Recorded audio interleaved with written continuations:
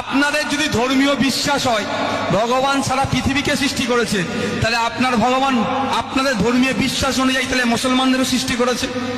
যদি সারা পৃথিবীকে সৃষ্টি করে, খ্রিস্টানকেও সৃষ্টি করেছে, সব সৃষ্টি করেছে, তাহলে আপনার ভগবান যদি আপনাদের ধর্মীয় বিশ্বাসে মুসলমানকে সৃষ্টি করে থাকে, আপনি কিসের হিন্দু যে আপনি মুসলমানকে ঘৃণা করছেন?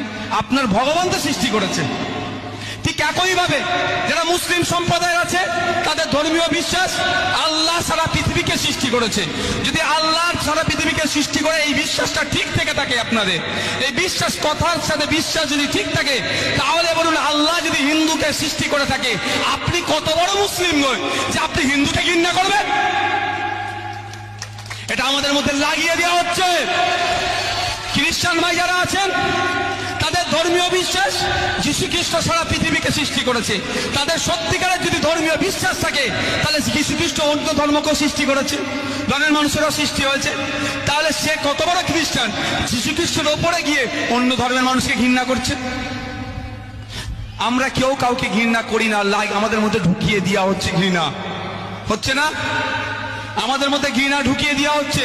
কে ঘৃণা ঢুকাচ্ছে আর কেন ঢুকাচ্ছে একটু দেখার চেষ্টা করুন। যে ঘৃণা ঢুকাচ্ছে তার ছেলের 14,500 কোটি টাকার মালিক হয়ে গেল। যে ঘৃণা ঢুকাচ্ছে